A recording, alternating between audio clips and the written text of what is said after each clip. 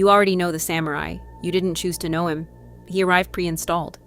A lone swordsman in black lacquered armor, sworn to a code so strict it's basically a religion. Loyal to his lord unto death, indifferent to pain. Ready, at a word, to kneel and open his own belly rather than live 1 hour in disgrace. He fights with a single, sacred, folded steel katana, and he never, ever runs. It's a beautiful picture. I want to be honest with you before we go one step further. I love that picture too. Most of us met the samurai through films, games, and a couple of very quotable little books, and those got their hooks in early. There's no shame in having believed it. It's a genuinely great story. But almost every load-bearing piece of that story is either exaggerated, invented, or bolted on centuries after the last real samurai died, and some of it was bolted on for reasons that should make you deeply uncomfortable. So let's take the picture down off the wall, turn it over, and read what's written on the back. This is what you are actually looking at. And I want to be clear about what kind of video this is because it would be easy to get the wrong idea. This is not a takedown. I'm not here to tell you the samurai were frauds or cowards, or that you were a fool for admiring them. The samurai were real people who did real, extraordinary, terrifying things for the better part of 1,000 years. What I'm going to do is separate the men from the merchandise, the actual warriors from the polished figurine we sell in gift shops and stream on Friday nights, because the men are the more interesting of the two, and they've been buried under the figurine for over a century. By the end, I think the real thing will hit harder than the myth ever did. Let's go find them. Here's the version almost everyone carries around, and I want to lay it out generously, because it deserves that. The samurai were Japan's warrior nobility, and what set them apart wasn't just skill, it was the code. Bushido. The way of the warrior.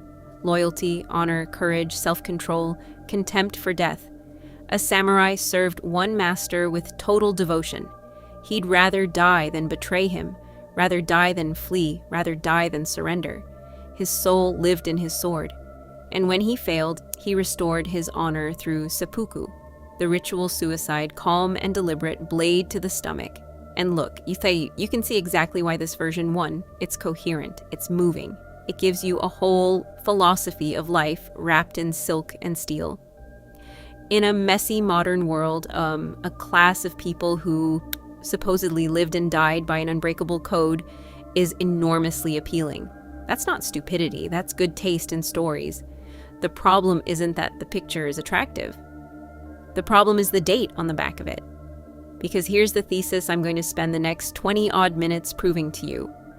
The samurai were real. They were formidable and they mattered enormously. But the tidy code of honor you associate with them was mostly written down after they stopped fighting and finished off by people who needed it to say something very specific. The warriors came first. The legend was assembled later, largely in peacetime, and then handed to us with the receipts torn off. Start with the word itself, because even that misleads us. Samurai doesn't mean warrior. It comes from a verb meaning, roughly, to serve. The samurai was, at root, a servant, a retainer in the service of a lord. The word for an actual fighting man was different. Bushi. That little etymological wrinkle turns out to matter enormously, because it points at what these people actually were for most of their history. Not free-floating knights, errant wandering the countryside looking for honor, but employees, men in a relationship of service, with all the messy, self-interested, negotiable qualities that word implies, and there weren't nearly as many of them as the movies suggest. At their peak, the samurai class was something like 5 to 10% of Japan's population, and usually toward the lower end. Everyone else, the other 90-odd%, were the farmers, artisans, and merchants who actually grew the rice, wove the cloth, and moved the money.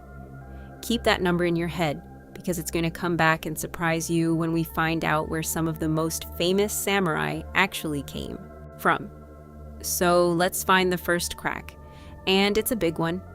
That word, bushido, the whole sacred code, the soul of the samurai. The single book that taught it to the Western world was written in English in America in 1899 by a Japanese Christian who had never been a samurai and never fought a battle in his life. His name was Nitobe Inazo. He wrote a slim book called Bushido, The Soul of Japan, finished in California in 1899 and published in 1900. He wrote it for Western readers, and he explicitly framed the samurai as Japan's answer to European knights, chivalry with cherry blossoms. It became a bestseller. Theodore Roosevelt reportedly bought dozens of copies, and here's the thing modern historians will tell you flatly. Nitobe's neat 7-virtue code is a romantic, late invention. As the historian Oleg Benesh has documented in Inventing the Way of the Samurai, the very word bushido was so obscure, it barely appeared in Japanese writing before the 1890s. It was practically an antique the moment it was polished. Nitobe wasn't a cynic, by the way, and I don't want to make him the villain. He was a sincere man trying to explain his country to a West that thought Japan had no morals because it had no Christianity.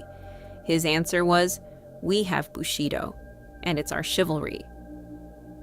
He reached for the 7 virtues: rectitude, courage, benevolence, respect, honesty, honor, loyalty, and he packaged them beautifully. The trouble is that he was describing an ideal the way a homesick man describes his hometown, lovingly, selectively, and with the ugly parts quietly left out. And the West, which was already primed to romanticize the mysterious East, swallowed it whole. Now, be careful. I'm not saying warriors had no values before 1899. They absolutely did. There were house codes, Buddhist and Confucian ideas about honor, expectations that shifted from clan to clan and century to century. Scholars will point out that ideas of honorable conduct go back centuries, to the Kamakura era and beyond. What there was not was a single agreed-upon capital B Bushido that every samurai swore to for 800 years. It was at most a loose, shifting bundle of mostly unwritten expectations that different houses interpreted in wildly different ways. The clean, unified 7-virtue code, that's the part that got manufactured late and then aged artificially, like furniture distressed to look like an antique. And once you notice the manufacturing date on the code, you can't stop. You start turning over every other piece of the picture, checking the little stamp on the bottom. So let's do that, methodically. Let's start with the most sacred object of all, the sword. And then work our way through loyalty, through who these people even were, all the way to the uncomfortable part at the end. Start with the sword. Meet 2 men, neither of them fits the poster. The first is Kenta. And Kenta is a composite, a stand-in for a real kind of person, an early mounted warrior of the kind that dominated Japan's battlefields for centuries. Picture him around the year 1250. If you asked Kenta what made him a warrior, he would not hold up a sword. He'd point at his horse and his bow. His entire identity is built on something called Kyuba no Michi, the way of horse and bow. He is, first and last, a mounted archer. He has trained since childhood to put an arrow through a moving target from a galloping horse. And his bow is a strange, magnificent thing. The yumi, an asymmetrical longbow of bamboo and wood that could stand over 2 meters tall, taller than the man shooting it, with the grip set low about 1/3 of the way up so he can swing it over his horse's neck. This is the weapon that defines his class. When later warriors wanted to praise a great man, they didn't call him a great swordsman. They praised his skill at horse and bow. The sword on Kenta's hip is a backup, the thing you reach for when your arrows are gone and everything has already gone wrong. One more detail that quietly demolishes the poster: the horses. Japanese war horses of this era were small, closer to sturdy ponies than to the towering destriers of European knights, and their owners were famously reluctant to risk them in a messy melee. So the image of massed samurai cavalry thundering into a line, swords high, is mostly fantasy. The horse was a mobile shooting platform, and a prized, expensive one. You did not throw it into a meat grinder if you could put arrows into the enemy from a safe distance instead. And we don't have to guess about this, which is my favorite part. Warriors of Kenta's era filed wound reports to claim rewards for service. Bureaucratic paperwork, basically, injury claims. The historian Thomas Conlon went through surviving records from the 14th century and found that the overwhelming majority of combat wounds, on the order of 70 to 80%, were caused by projectiles. Arrows, not swords. As one summary of his work puts it, arrows, not swords, felled most warriors. The katana, the soul of the samurai, was on the battlefield roughly what a sidearm is to a modern soldier. Important, carried always, and rarely the thing that actually decided the fight. Now meet the second man, and he is not a composite. He is painfully, specifically and real. His name is Akechi Mitsuhide. In 1582, he was one of the most trusted generals of the warlord Oda Nobunaga, the man halfway to unifying all of Japan. Total loyalty, remember? The unbreakable bond between retainer and lord. In June of 1582, Mitsuhide turned his army around, marched on the temple where Nobunaga was resting with almost no guard, and killed him. His reported line, as tradition has it, was chillingly casual. The enemy is at Honnoji, the enemy being the master he'd served for years. And Mitsuhide is not an outlier. He's a genre.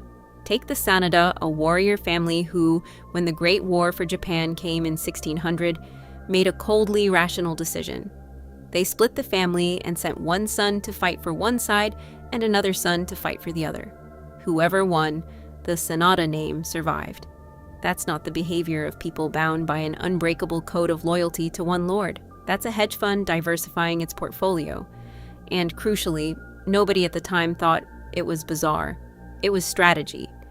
Which brings us to the single most important thing nobody tells you about samurai loyalty. And I'm going to put you inside it, rather than just tell you. So let me put you there. Not on the poster, in the mud. It's the autumn of 1600. You are a middle-ranking warrior, and it's the morning of the Battle of Sekigahara. The largest samurai battle ever fought, more than 150,000 men in the fog and rain of a mountain valley. You did not wake up in a marble villa. You slept on wet ground, your feet are cold, your stomach is empty and loud. You are not thinking about the soul of Japan.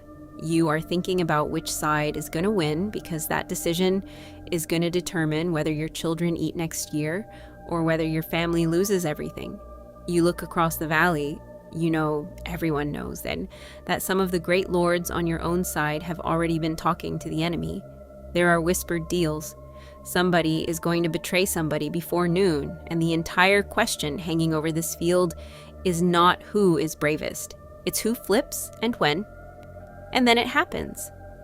Partway through the battle, a commander named Kobayakawa, stationed on a hillside supposedly on your side, turns his thousands of men around and charges into his own allies. The line collapses. Men you were fighting beside an hour ago are now running or dying or quietly changing which flag they hold up. You are not watching a code of honor. You are watching a market, and your own life is one of the things being priced. The winner of Sekigahara, Tokugawa Ieyasu, becomes the ruler of all Japan, partly because he was better than anyone else at buying the right betrayals in advance. That is the reality the poster is painted over. Loyalty existed, but it was contractual, negotiated, and revocable, and everyone knew it. The lords wrote endless laws demanding loyalty precisely because they couldn't count on it. You don't pass a law against something that never happens. Historians have a lovely, brutal way of putting this. The sheer frequency with which the codes scream about loyalty is itself the proof that loyalty was in short supply. The louder the rule, the rarer the behavior. Now fast forward yourself 200 years. Same body, different world. It's the 1750s. Japan is at peace. Has been for generations. And you're still technically a samurai. But you have never drawn a blade in anger, and you never will. You spend your days doing paperwork in a domain office. Ledgers, rice accounts, permits. Your salary is paid in rice, and its real value has been quietly sinking for decades. So you're in debt. To a merchant, a man your class officially looks down on as beneath you, who is nonetheless richer than you will ever be. You wear 2 swords because the law says your class must. They are a badge of a job you no longer do. This, the indebted bureaucrat, not the battlefield killer, is what samurai meant for the longest single stretch of their history. The warrior became a clerk, and it was in exactly this world, by exactly these men, that the beautiful code of the fearless, death-seeking warrior got written down. All right, let's put the receipts on the table because I don't want you taking my word for any of this. 4 pillars. 1. The weapon. On the open battlefields of the Warring States period, the dominant weapon wasn't the katana at all. It was the yari, the spear, wielded in massed formations, alongside the bow and, after the 1540s, the gun. The katana was a status symbol and a close-quarters last resort. Historians of Japanese warfare are blunt about this. For centuries, swords were relegated to what one reference calls emergency sidearm status. The image of 2 samurai settling everything with elegant sword duels is cinema, not the battlefield. 2. The guns. And this one really annoys people. The romantic samurai supposedly disdained firearms as dishonorable. In reality, once Portuguese matchlocks arrived in the 1540s, Japanese warlords adopted them with enthusiasm and manufactured them at scale. At the Battle of Nagashino in 1575, Oda Nobunaga used massed gunfire from behind wooden palisades to shred a cavalry army. The people we mythologize as sword purists were, in fact, early adopters of gunpowder who outgunned their rivals on purpose. 3. Who even counted as a samurai. The idea that the samurai were a sealed hereditary caste, you're born one or you never are, is true for one specific stretch of history, and it was deliberately created. Consider Toyotomi Hideyoshi. He was born around 1537, the son of a peasant foot soldier. No samurai lineage, no surname, and he rose, on ability, in the chaos of civil war, to rule all of Japan. Here is the exquisite irony. Once he reached the top, Hideyoshi was the man who slammed the door shut behind him. In 1588, he ordered the sword hunt, confiscating weapons from peasants, and he issued edicts freezing people into fixed classes. The rigid, you can never become one caste system? A peasant who'd become king built it, specifically so nobody could follow him up the ladder he'd just climbed. And if you want to feel how fluid it once was, one of Oda Nobunaga's retainers was an African man known as Yasuke, who arrived with Jesuit missionaries around 1579. The near-contemporary chronicle of Nobunaga's life records that he was given a stipend, a residence, and a sword, the markers of a retainer. Scholars still debate exactly what rank that made him, and I want to be fair to that debate rather than oversell it. But the very fact that it's a live question tells you the boundary was, at that moment, a door and not a wall. 4. The code itself, and here I'll let a scholar speak. The book that shaped modern samurai philosophy inside Japan is the Hagakure, and its most famous line is usually rendered, "The way of the warrior is found in death." It sounds like the eternal creed of every samurai who ever lived. It was dictated in the early 1700s by a man named Yamamoto Tsunetomo, a retainer who had never fought in a war, writing during a long peace, nostalgic for a fierceness he'd never personally needed. The most quotable line about the samurai's embrace of death was written by someone the samurai's own violent age would not have recognized, a peacetime clerk with a sword he never had to draw. And while we're here, let's handle the most cinematic belief of all, that the samurai actively wanted to die, that a good one was always hunting for a glorious death. Historians who work on this are dry about it, and I love them for it.